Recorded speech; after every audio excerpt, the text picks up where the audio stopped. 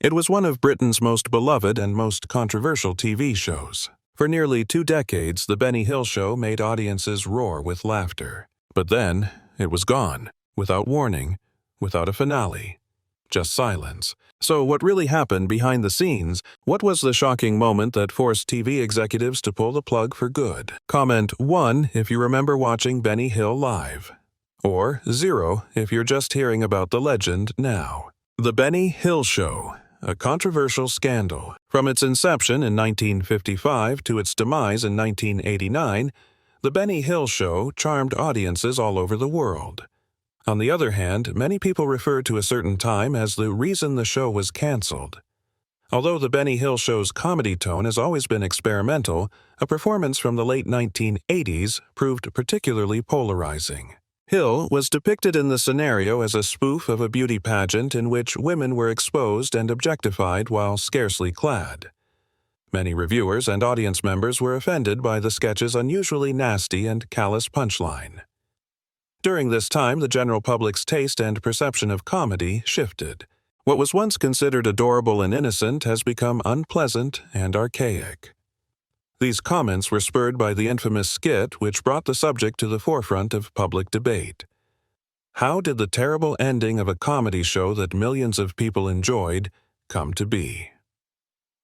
What happened? Allow me to introduce you to the man behind the program before we get into the controversial incident that changed everything. Alfred Hawthorne Hill, better known by his stage name, Benny Hill, was born on January 21, 1924, in Southampton, Hampshire, England. Some sources state 1925 as his birth year, while others are less certain. His family tree is intriguing, especially given his predecessor's creativity. Alfred Hill operated a surgical appliance shop as a father. Coming from a family of performers with his grandfather Henry Hill working as a clown in the circus, this was a dramatic departure. Benny Hill's career trajectory was determined by his background in entertainment and performing. Helen, his mother, had an important part in his early development. Benny Hill attended Southampton Taunton School. Even after graduation, he did not immediately find a job in the show industry. Hill's early career was marked by a variety of employment unrelated to the entertainment sector. His first job after graduation was at Woolworths. Because of his versatility and agility, he worked as a milkman, bridge operator driver, and even musician. Hill's comic work presented a wide range of individuals and events, all influenced by his diverse early employment experiences. He began his career in the entertainment industry as an assistant stage manager for a touring revue. He has been working in the entertainment sector since taking on this post. His work as an assistant stage manager taught him the ins and outs of stage management timing and synchronization, all of which were important in his later career as a television producer. In 1942, at the height of World War II, the military drafted Alfred Hawthorne Hill, better known as Benny Hill, who began his military career as a technician for the Royal Electrical and Mechanical Engineers, a unit in the British Army charged with the upkeep, restoration, and repair of mechanical and electrical equipment. Hill's technical education not only provided him with valuable abilities during the war, but it also helped him become more creative and effective at problem-solving later in his career. Hill served in a number of roles during his military career. Prior to switching gears, he worked as a mechanic truck driver and searchlight operator. With his September 1944 deployment to Normandy, he was right in the thick of a critical fighting phase. The Normandy campaign was important to the Allies' successful invasion and subsequent liberation of Western Europe from Nazi tyranny. Hill's mechanic and driver responsibilities would have entailed fixing and running trucks and other vehicles required to move supplies and soldiers, while his searchlight operator position would have involved lighting targets for anti-aircraft gunners in the event of an enemy air assault. Benny Hill's early career and television success. Hill transferred to the Combined Services Entertainment Department just before the war ended. The CSE deployed comedians, actresses, singers, and other entertainers to energize British and Allied soldiers, therefore increasing morale. This event paved the way for Hill's future success in the entertainment world. Hill honed his ability to engage and amuse an audience in a variety of situations throughout his time at the CSE. The room allowed him to experiment with varied techniques to timing, delivery, and comedy, all of which would play important roles in his future television success. British music hall performances popular in the late 19th and early 20th centuries had a significant impact on Benny Hill's humorous approach. Music hall concerts often featured variety acts such as singing, dancing, magic, and comedy. Hill was deeply influenced by the outsized personas and comedic methods of music hall artists. Hill, who was determined to make it big in show business, adopted the stage name Benny in honor of his favorite actor Jack Benny, who was known for his deadpan delivery and excellent comedic timing in the United States radio, television, and film industries. Hill aspired to be a renowned comedian, borrowing inspiration from music hall performers and drawing on his time in the CSE. Radio, the most popular form of popular entertainment at the time, was Benny Hill's first major break. On October 5, 1947, he made his debut on Variety Bandbox, a popular radio show. The event was a well-known venue for musical and comic acts, and Hill's attendance was a watershed moment in his budding career. He became well-known for his quick wit and flexible comic timing, which won over listeners and set the stage for his career in show business. Hill's success in radio cleared the ground for television's rapid rise to prominence in culture. His television debut was in 1950. Hill was given more creative freedom in the usage of visual components, allowing him to integrate the physical humor and visual puns that would eventually become his trademark style. These early television roles paved the way for a long and successful career in the business. Hill appeared in the comedy anthology series Benny Hill, which aired from 1962 to 1963. He demonstrated his incredible flexibility and humorous range by portraying a different character in each episode of this series. The show's unique framework allowed Hill to explore several characters and sketch locations, which further added to his reputation as an enthusiastic and imaginative performer. Hill made a surprising foray into classical theater in 1964, significantly expanding his repertory. In the same year, he played Nick Bottom in a television adaptation of William Shakespeare's play, A Midsummer Night's Dream. Hill was able to showcase his serious abilities while also embracing comedy in the all-star performance, which featured other notable performers. Hill expanded his acting skills as Bottom, an innately humorous character, by blending his natural comic timing with more traditional stagecraft. Benny Hill, Time Hill's radio show on the BBC Light program, aired from 1964 to 1966. The 3 seasons of this show were famous for their satirical take on current events. Hill was constantly ahead of the game when it came to incorporating current events and trends into his drawings. An episode from March 1964 called From Moscow with Love, which mocked James Bond and showcased Hill's ability to criticize popular culture, was especially remarkable. A large part of his popularity stemmed from the funny ways he mocked renowned individuals of the day like the Beatles. Hill created 2 of his most beloved recurring characters, Harry Hill and Fred Scuttle, in Benny Hill Time. His work included characters such as Harry Hill, who epitomized the awkward everyman, and Fred Scuttle, whose weird speech and exaggerated mannerisms defined his funny universe. Hill was able to go further into a wide range of comedy tropes and issues by adopting several personas, establishing himself as an extremely versatile actor. Hill struggled to establish his foothold on stage despite his desire and talent, and his performances received mixed reviews. Hill polished his humorous instincts and developed resilience throughout this period of trial and error, allowing him to mix sharp wit with an absurdist flair. Benny Hill's debut into television was a watershed moment in his career in show business. On January 15, 1955, The Benny Hill Show premiered on the BBC, establishing a legendary television career that would span decades. The show's unique concept, which relied largely on the vibrant tradition of British music hall entertainment, set it different from the start. It gave Hill a lot of freedom to express himself creatively, since it combined live stage skits with pre-recorded tracks. He became popular among viewers because of his humorous approach, which incorporated visual puns, slapstick parody, and double entendres. Hill's funny universe came to life mostly via the efforts of his regular collaborators. Jeremy Hawk, Patricia Hayes, Peter Vernon, Ronnie Brody, and co-writer Dave Freeman were among the many talented performers who helped bring his sketches to life when he worked at the BBC. Freeman had a significant impact on Hill's work in the 1950s and early 1960s. Jackie Wright, a small, bald actor who became well known for being the subject of Hal Hill's famous head-slapping performances, was one of the most popular persons of the time. Wright was the perfect straight man for Hill's heightened comedy because of his calm manner and impeccable timing. Hill worked for other networks, most notably the BBC from 1957 to 1960, and again in 1967, but remained with them until 1968. These networks included ITV and ATV. He was able to polish his comedic persona by moving out for short periods of time to experiment artistically and connect with different audiences. A journey of fame and change. The BBC's transfer of the Benny Hill Show to Thames Television in 1969 was a watershed point in Hill's career.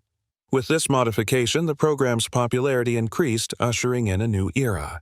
The show switched to one-hour specials instead of weekly episodes, giving Hill more freedom to compose sophisticated skits and musical pieces.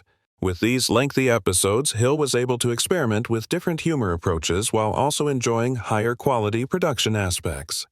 The show became a great hit for Thames Television and broadcast in over 140 countries.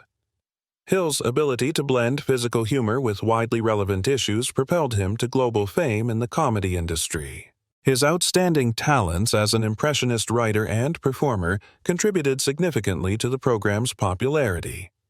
Hill regularly adopted many characters in his sketches, bringing them to life with his signature sarcasm and comedy. These portrayals varied from innocent everymen to arrogant authority types. Hill was the primary force behind the show's conception. However, he would occasionally steal ideas from other authors. As was customary at the time, their contributions received little on-screen appreciation. For example, in 1976, actress and regular cast member Cherry Gilliam allegedly offered Hill a comedy premise. Hill even wrote to her from Spain to inform her that her concept, Fat Lady, would be implemented. The concept was finally introduced in the January 1977 program. The runoff pursuit sequence was a defining element of the Benny Hill Show, adding a memorable punchline to each episode with a burst of visual hilarity. In this scenario, numerous cast members, including Hill, would frequently engage in a frantic pursuit over multiple places. The photos were captured using a technique known as undercranking, which included shooting the video at a lower frame rate and then playing it back at a normal pace to create the illusion of faster, heightened action.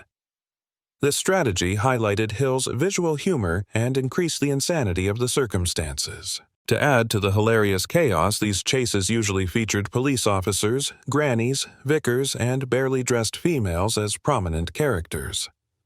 The chase, which was a hallmark of the show's approach, became a fan favorite, owing to its repetition and increasing insanity.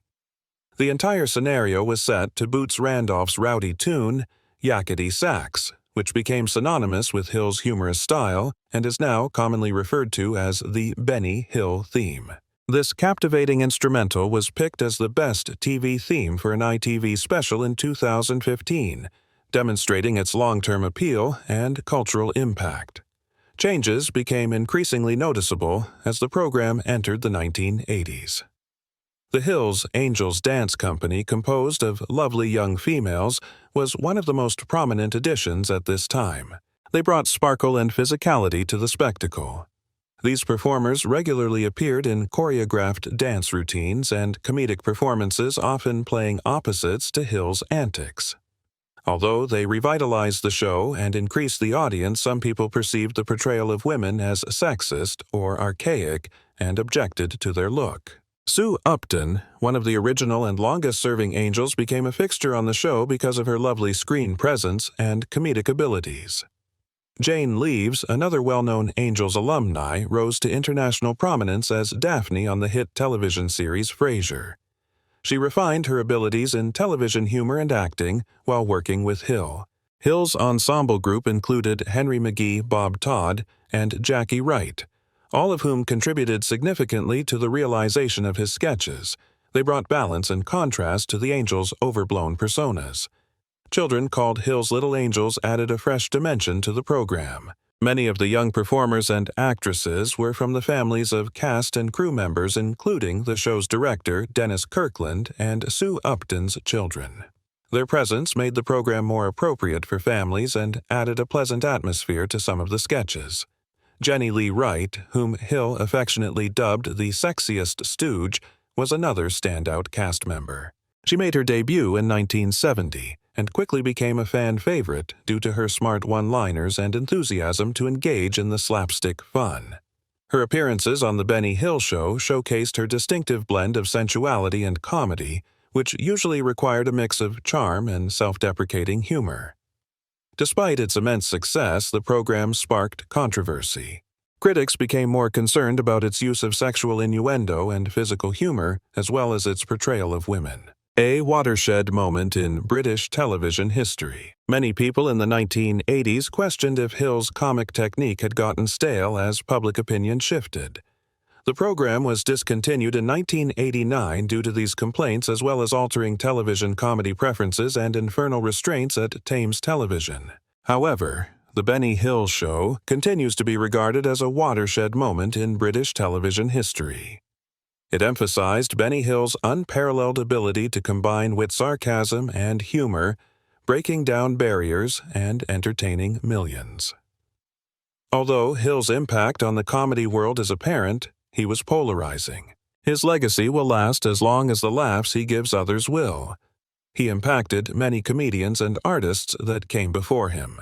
In reaction to the show's adversaries, including alternative comic Ben Elton, there was discussion about comedy cultural effect and the role of television in society. Elton, known for his alternative comedy approach, leveled allegations against The Benny Hill Show. He said that the show advocated violence against women, among other crimes. Elton believed Hill's performance contributed to a culture in which women felt uncomfortable in public places and fostered sexist prejudices, therefore he attacked it. His comments were heavily covered in the January 1987 issue of Q magazine and on Saturday Live. Elton believed that the program fostered negative gender stereotypes and attitudes toward women through its slapstick humor and portrayal of women as objects of desire. Ben Elton's charges elicited a wide range of reactions from the public and media. A few reviewers believed Elton went too far in his attack of Benny Hill. The Independent's writer likened Elton's criticism to witnessing an elderly uncle get kicked to death by young thugs, meaning that Hill's humorous approach, while out of date, did not deserve such harsh treatment. It was incorrect, according to Hill fans and others who supported The Benny Hill Show, to blame a comedy show for serious issues such as assault statistics. According to GQ magazine, blaming a television show for societal problems is as absurd as blaming concert pianists for unrelated issues such as elephant poaching. They believed Elton was being overly theatrical and arrogant. Curiously, in a later episode of Harry Enfield and Chums, Ben Elton criticized himself and his politically correct ideas. In a skit, he portrayed Benny Elton, a self-parodying PC pampered sports figure. Elton was chased by irate ladies to the tune of yakety sax in the funny farce that followed his attempt to enforce feminist views in an overly dramatic and uninspiring manner. Regulatory authorities were also interested in the matter. An expert from the Broadcasting Standards Council shared some perspectives on how people perceive humor and how it shapes societal norms. He pointed out that what used to be amusing, such as a comedic figure chasing a half-naked lady, is now deemed offensive and out of date.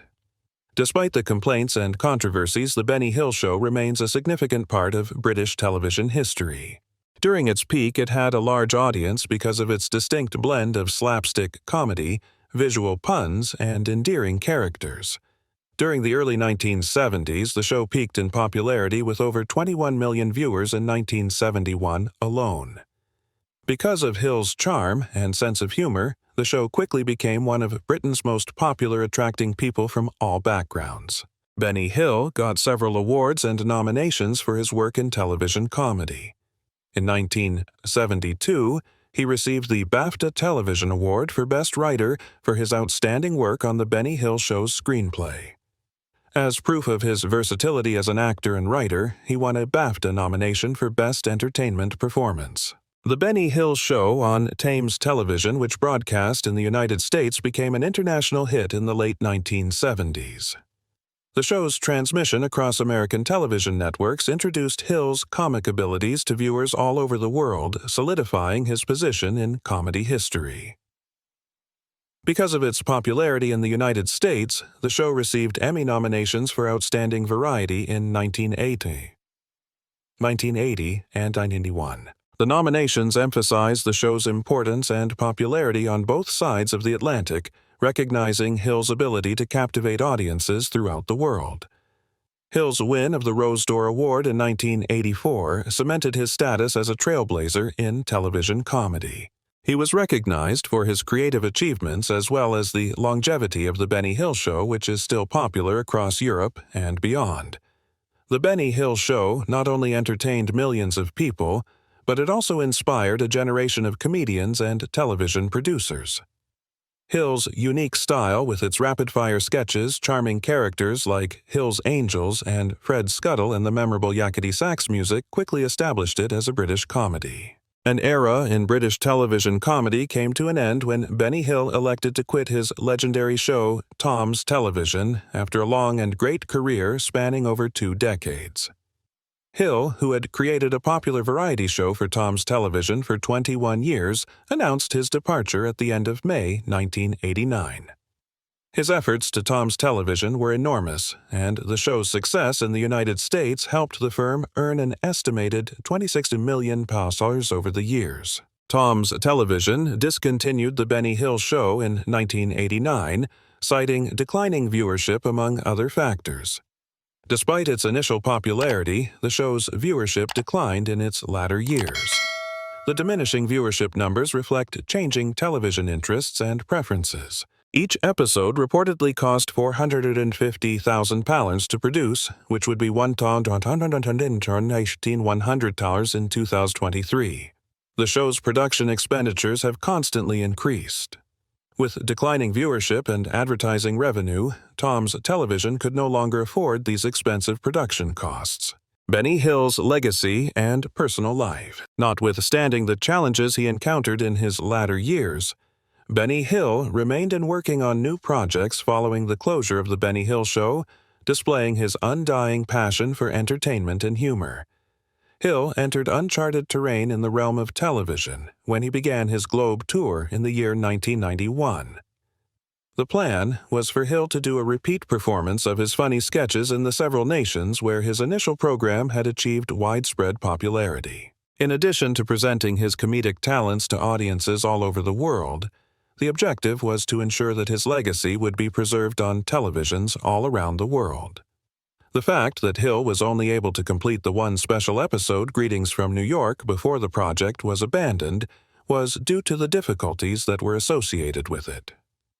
Hill's unique style of comedy was presented in a new setting in this special, which featured the return of regulars such as Henry McGee, Bob Todd, and Sue Upton. Benny Hill's final broadcast performance, Greetings from New York, was published on DVD. This was a momentous landmark in his career, despite the fact that it was only produced in a limited capacity. The re-edited episodes of The Benny Hill Show were shown once more by Tom's Television in February of 1992 in response to the audience's constant demands for them. The decision was taken in the final moments before Hill passed away, and it demonstrated how much his comedic work is still treasured and respected by people today. Hill was able to establish his position in the annals of comic book history by re-editing his shows, which allowed him to introduce his unforgettable characters and routines to an entirely new audience. Despite the fact that he was fairly recognized and successful in the entertainment industry, Benny Hill maintained a very reserved and modest personality in his personal life. Benny's decisions and habits, despite the fact that he had a significant amount of income, were reflective of his humble upbringing and his desire to live a simple life. Despite the fact that Hill was relatively affluent, he spent his entire life in a thrifty manner. In London, he never purchased a home, but instead leased an apartment every time he moved there. Over the course of 26 years, he resided in an apartment on Queen's Gate in London, which had 2 bedrooms. In 1986, he relocated to Fairwater House in Teddington. His final residence was at 22 Westrow Gardens in Southampton, where he resided for a brief period of time before moving to Teddington. Hill had a realistic outlook on life as seen by his preference for renting rather than purchasing property. Not only did he not squander money on accommodations, but he also continued to live a simple life just as his parents had taught him to do despite the fact that he was a millionaire. Instead of paying for a taxi, he would choose to walk large distances, and if he did not have someone else pay for a limo, he would eat affordable meals from shops. By routinely fixing his clothing rather than purchasing new ones, Hill exemplified a more humble way of living, which was in stark contrast to the extravagant manner of his television persona. Having never tied the knot, Benny Hill did not have any children. During the course of his life, he made marriage proposals to 2 separate women, but both of them declined his proposals. After Hill's passing in 1992, actress Annette Andre disclosed that she had turned down Hill's marriage proposal in the early 1960s. Hill kept his private life apart from his public persona as an active and compelling performer by maintaining a low profile within the context of interviews and public appearances. Rumors about Hill's sexual orientation, including the potential that he is homosexual, persisted throughout his career. Nevertheless, Hill has always said that these stories are not accurate. However, there was no evidence to support the assertions that were made regarding his sexual orientation. His demeanor was characterized by a tendency toward reclusiveness, and he did not provide any information about his private life. A striking contrast can be seen between the flourishing career of the well-known comedian Benny Hill and the declining health that he experienced in his latter years. Even though his untimely death was brought on by circumstances related to his health, he left behind a legacy that continues to have an effect on the world of television and humor. Hill's health began to rapidly deteriorate as the decade of the 1980s advanced.